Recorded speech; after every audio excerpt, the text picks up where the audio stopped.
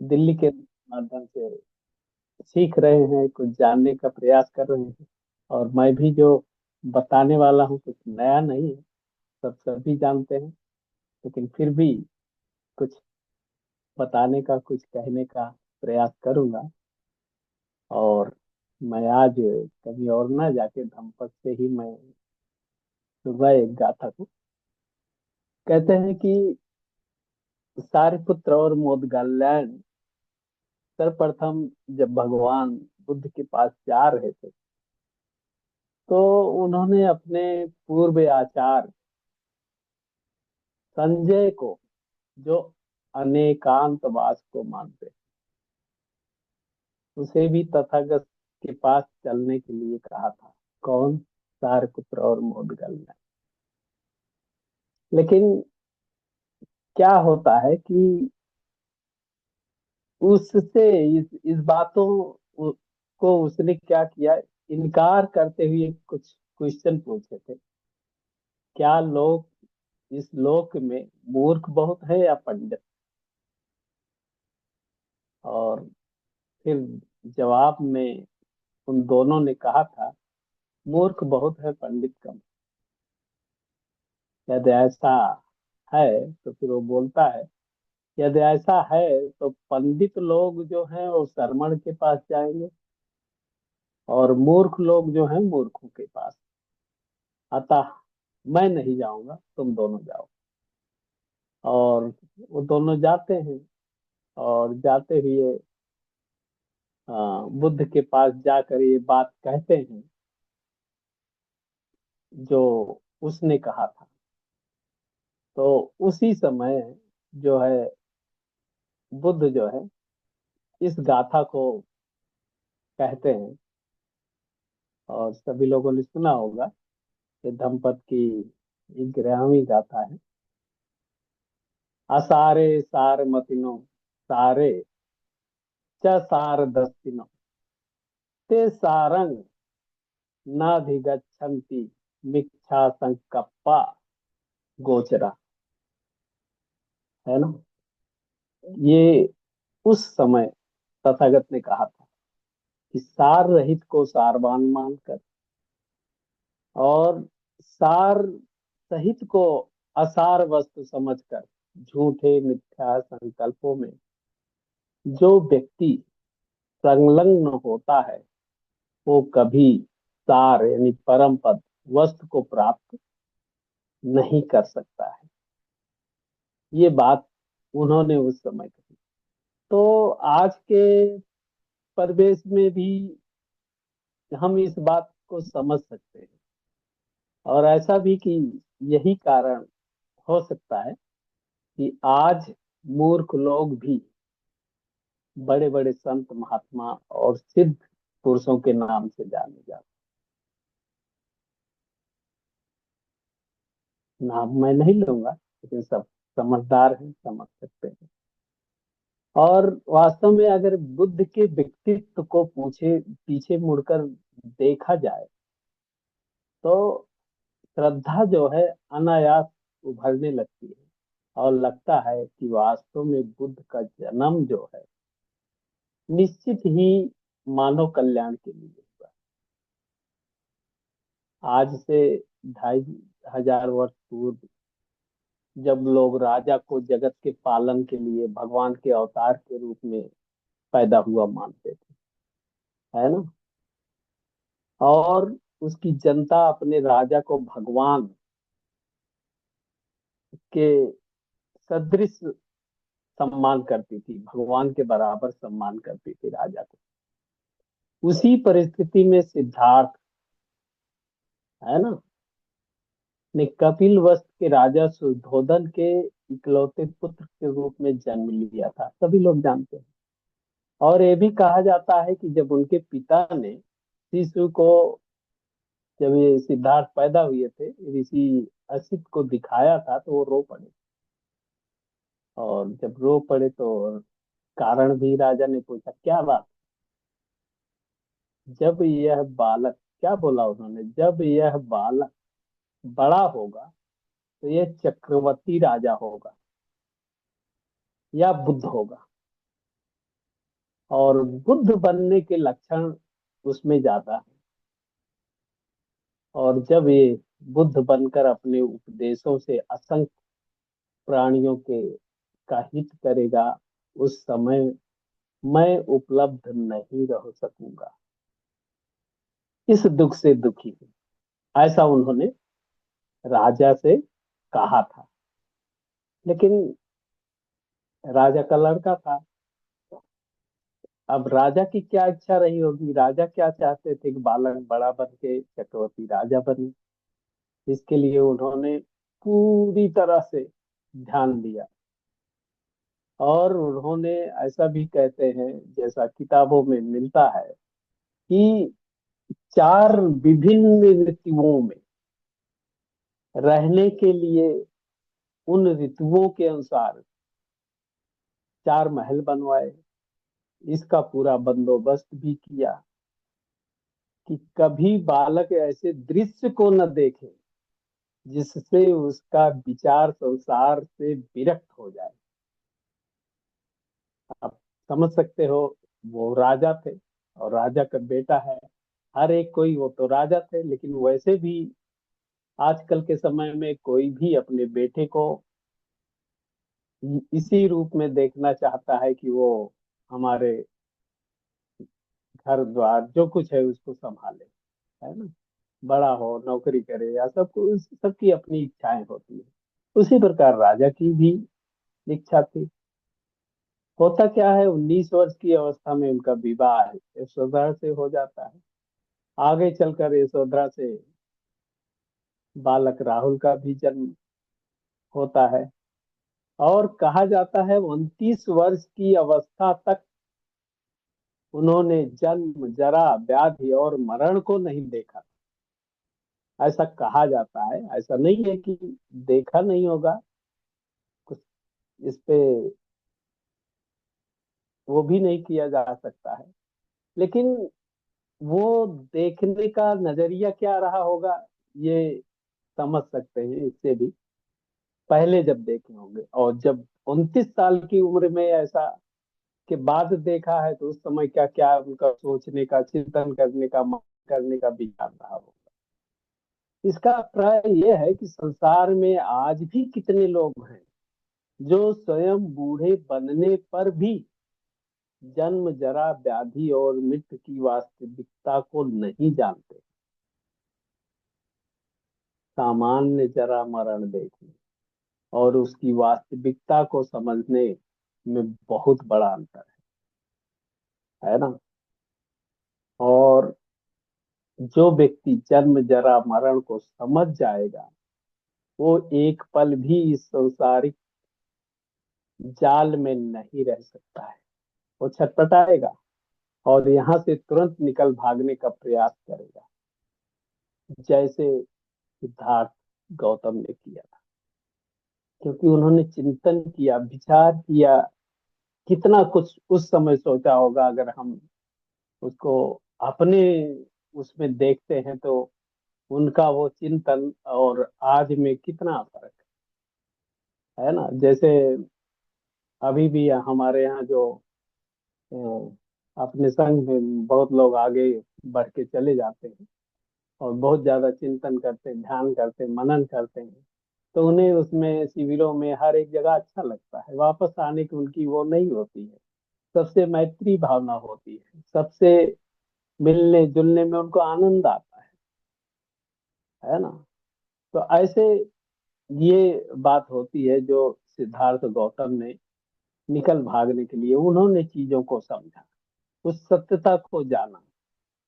और 29 वर्ष की अवस्था में, जबकि शरीर की धमनियों में ऊर्जा का तीव्र प्रवाह हो, सभी भौतिक सुख सुविधाओं से संपन्न एक राजकुमार को राजा से रंक बना सकता है। आप समझ सकते हैं, राजा थे, राजा के लड़के थे, तो राजा बनना था। लेकिन वो एक रंग, एक साधु बनते हैं। यदि व्यक्ति असार को असार समझे और सार को सार, है ना। जो व्यक्ति असार को ही सार समझ बैठ जाता है, उसके लिए यशोधरा जैसे सबसे सुंदर पत्नी, राहुल जैसा प्यारा पुत्र राजपाट, धन ऐश्वर्य को त्यागना तो दूर, चंद रुपयों को छोड़ने के लिए भी वह अनेक बार सोचेंगे और त्यागने के लिए तैयार नहीं होंगे। आप समझ सकते हैं, जो आसार को हिसार समझ लेते हैं, है ना। थोड़े थोड़े पैसों के लिए बिक जाते हैं, थोड़े थोड़े पैसों के लिए झूठ बोल देते हैं, थोड़ी थोड़ी अपनी आकांक्षाओं के लिए द्वेष उत्पन्न हो जाता है। हम ये सिद्धार्थ के जीवन से समझ सकते हैं और समझने की जरूरत है। और वास्तव में इस गाथा में जो कहा है उसके अनुसार जो ये सिद्धार्थ के जीवन को देखेंगे तो हम में भी फर्क दिखेगा, उसको चिंतन करने की जरूरत है। वास्तव में आज की परिस्थिति में अगर देखा जाए, 25 वर्ष के पश्चात भी दुनिया की जनता जितनी श्रद्धा और भक्ति से बुद्ध का स्मरण करती है, ऐसा न होता यदि वह राजा से रंक न बने होते। तो इतिहास के पन्नों को अगर हम खोल के देखते हैं या आप सभी देखेंगे, इस पे चिंतन करेंगे, तो इस जगत में तब से अब तक कितने ही राजे महाराजे हुए, आप समझ सकते हैं। उनके नाम तक पता नहीं चलता। यदि आप 2500 वर्ष पूर्व का इतिहास जानना चाहेंगे हम लोग, तो क्या होगा, उन्हीं कुछ राजाओं का नाम मिलेगा जिनका संबंध बुद्ध से रहा था, जिनका संबंध बुद्ध से जुड़ा है। आज सिद्धार्थ बुद्ध नहीं बने होते तो कोई शुद्धोधन को, न महामाया को, न ही यशोधरा को, न ही पुत्र राहुल आदि को जानते, क्योंकि वो सब बुद्ध से जानते। यदि सिद्धार्थ गृह त्याग कर साधु नहीं बनते, ना इतने असंख्य प्राणियों का कल्याण करते और क्रूर कहते हैं या जिसे चंड अशोक कहते हैं जैसे राजा, है ना, ऐसे प्रिय अशोक न बनते, सम्राट अशोक न बनते। आज भी अगर देखा जाए तो दुनिया में जितनी बुद्ध की मूर्तियां बनी उतनी कहते हैं किसी की नहीं बनी। जितना उनके उपदेशों को देश विदेश में प्रचार प्रसार हुआ है, अनुवाद हुआ है, उतना किसी का नहीं हुआ। बुद्ध ने उस समय, अपने समय काल में संपूर्ण एशिया को प्रभावित किया था। चाहे सुदूर दक्षिण चीन हो, जापान हो, इंडोनेशिया हो, श्याम हो, बर्मा हो, कंबोडिया हो, लाओस हो, इधर मध्य एशिया, है ना, अफगानिस्तान से भी आगे यूनान तक को प्रभावित किया, ऐसा मिलता है। और आज भी उनकी मूर्तियां हर एक जगह मिलती है। आज दुनिया में ऐसा कोई स्थान नहीं है, पूरी दुनिया की, पूरे विश्व की बात करता है, कोई ऐसा स्थान नहीं है जहां कम ज्यादा बौद्ध अनुयायी ना हो। कहीं कम है तो कहीं ज्यादा, लगभग लगभग हर एक देश में। और बहुत सारे देशों में तो हमारे ही संघ का पूरा वर्चस्व है, हमारा संघ ही फैला हुआ है, दूसरे और संघ की तो बात ही अलग है। तो ये सब उनकी स्वार्थ की अपेक्षा परमार्थ की भावना का प्रतिफल है। सार को सार और असार को असार देखने का परिणाम। बुद्ध का त्याग जन्मजात रहा। एक राजा का पुत्र होते हुए भी उनको महल में पैदा होना चाहिए था, लेकिन वो लुम्बिनी वन में उनका जन्म होना। राजकुमार होते हुए भी एक पीपल के वृक्ष के नीचे 6 वर्षों तक कठिन साधना करना, कठिन तपस्या करना, उसी पीपल के नीचे बोधि प्राप्त कर सिद्धार्थ से बुद्ध बन जाना, और फिर जहां बाह्य दृष्टि से राजा का होना और आध्यात्मिक दृष्टि से बोधि परम पद का लाभ कर बुद्ध बन जाने पर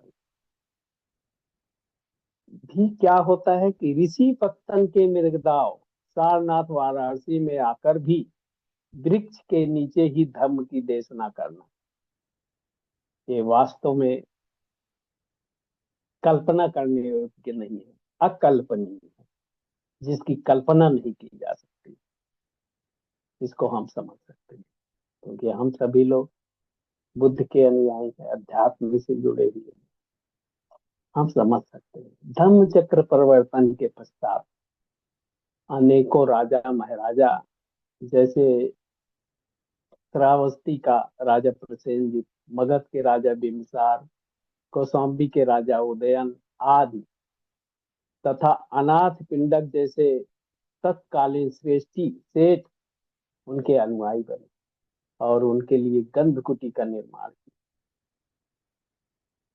इसके उपरांत भी जब वह महापरिनिर्वाण को प्राप्त हुए तो 2 साल वृक्षों के नीचे बिछौना बिछाकर शरीर का त्याग किया। 2 साल वृक्षों के नीचे। अगर हम इसको चिंतन करते हैं, अपने से सोचते हैं, मनन करते हैं, वास्तव में क्या वो समय रहा होगा, क्या उनकी भावनाएं रही होंगी, क्या उनकी परिकल्पना रही होगी, इसका वर्णन नहीं किया जा सकता। इसी प्रकार इनके जीवन को भी देखें तो कितना सरल, सादगी भरा और सुंदर था, कल्पना करना मुश्किल था। आज आवश्यकता इस बात की है कि उनके अनुयायी लोग अपने गुरु की सम्यक रूप से परीक्षा करें और तब शरण जाएं। इससे आडंबर युक्त धार्मिक चोगा पहनने वाले, है ना, और इसके उपयुक्त शब्द भी आप समझ सकते हैं कोई होगा, तो ऐसे तथाकथित धर्म गुरु आपकी कमजोरियों पर नहीं खेल सके। वास्तविक गुरु शिष्यों की खोज में गांव गांव नहीं भटकता, न ही प्रलोभन देता है। शिष्य ही ज्ञान अर्जन के लिए गुरु की खोज में निकलता है। आप समझ सकते हैं, लेकिन बुद्ध से आप समझ सकते हैं, आज उसके विपरीत आज समझ सकते हैं लोगों की तरह धार्मिक धम्म गुरु लोग भी गांव गांव जाकर, है ना, ये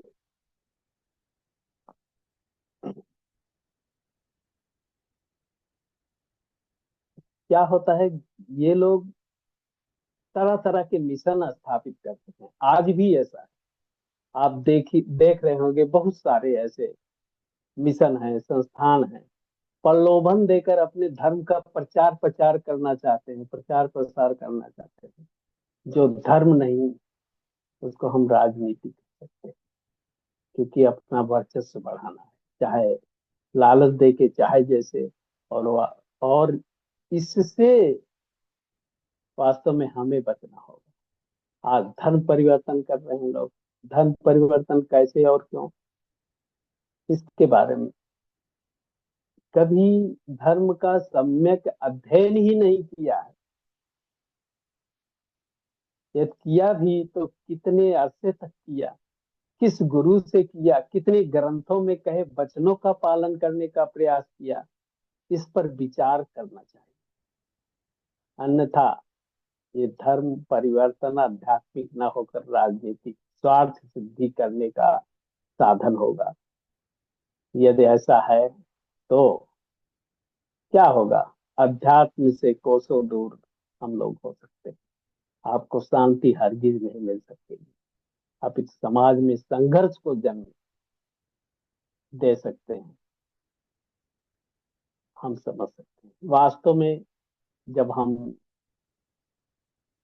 ये धम्मित्र भी नहीं थे, या जब से उसमें आए, बहुत सारी चीजें देखे, बहुत सारे संगठनों के देखे, बहुत सारे लोग आए धर्म के प्रचार प्रसार में, हर एक चीज में देखे, तरह तरह की बातें की, लेकिन आध्यात्मिक न होकर वास्तव में वो राजनीतिक और स्वार्थ सिद्धि करने का साधन ही रहा है।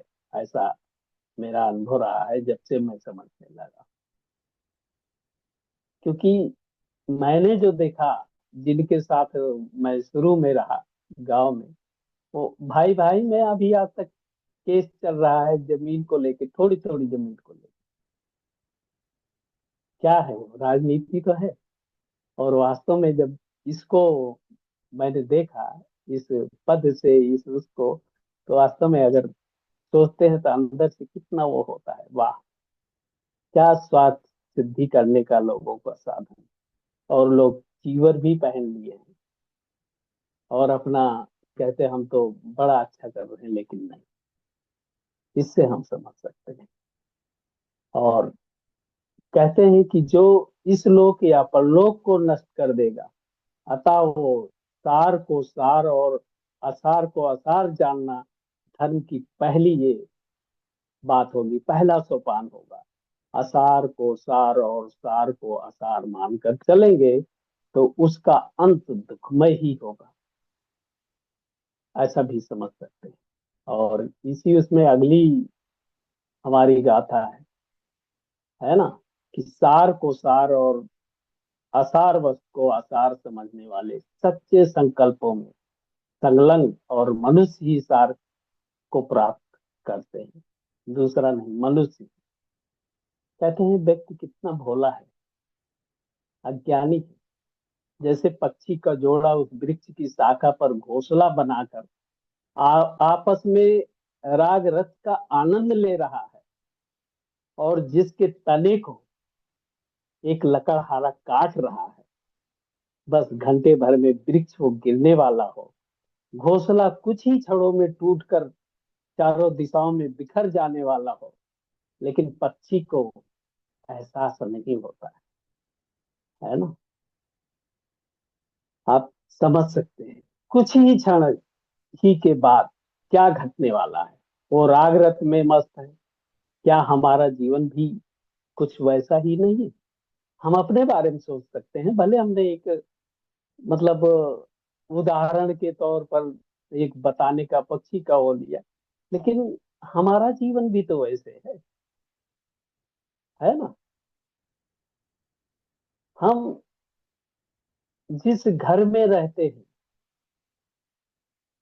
आप खुद अपने आप से समझ सकते हैं, मैं भी समझ सकता हूँ, उस घर से कितनी अर्थियां निकल चुकी हैं।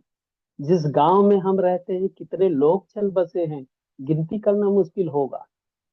और जिन लोगों ने बड़े अरमानों से कष्ट सहकर लोगों को कष्ट देकर मकान बनाए होंगे, जमीन जायदाद बनाई होगी, उसको कितने दिन उन लोगों ने भोगा होगा। क्या ये सोचा है? इस पर हम चिंतन कर सकते हैं, सोच सकते हैं। जिस थोड़ी सी जगहों के लिए भाई भाई लड़ रहे, उन्हें ये मालूम नहीं कि ज्यादा से ज्यादा मुझे कितने दिन जीना है, 50 साल, या 50 साल के बाद तो फिर डाउनफॉल होता है उम्र का। कितने दिन रहे कुछ कहा नहीं जा सकता है। फिर वो किसी और का हो जाना है। जिस घर में हम पैदा हुए वो अपना नहीं था, तो कैसे भविष्य में अपना बना रहेगा, है ना। क्या ही अच्छा होता यदि हम आत्म संतुष्टि के साथ मिलजुल कर आपस में प्रेम से बैठते, मैत्री से बैठते। ये चिंतन करने के विषय है, हमें समझने का विषय है। वहीं जब युतियों के संबंध में अगर देखा जाए तो दुख होने लगता है। ये भोली भाली लड़कियां, आप समझ सकते हैं, 20-22 वर्ष की उम्र अवस्था तक माँ बाप के घर को अपना समझकर कष्ट उठाती है, पढ़ती है, लिखती है, बड़ी होती है। फिर ब्याह के बाद उसे छोड़कर दूसरों के घर को अपना घर मानकर सेवा करती है। कभी कभी तो बहुत जल्दी ही संसार से विदा भी होकर चली जाती है। समझ सकते हैं कि क्या है? इसलिए जब तक हम बुद्धत्व को प्राप्त नहीं कर सकते, तब तक हमें संसार के इस प्रपंच में एवं जन्म मरण की इस श्रृंखला में निरंतर चलते रहना है। वहीं तब और आश्चर्य होने लगता है, कब?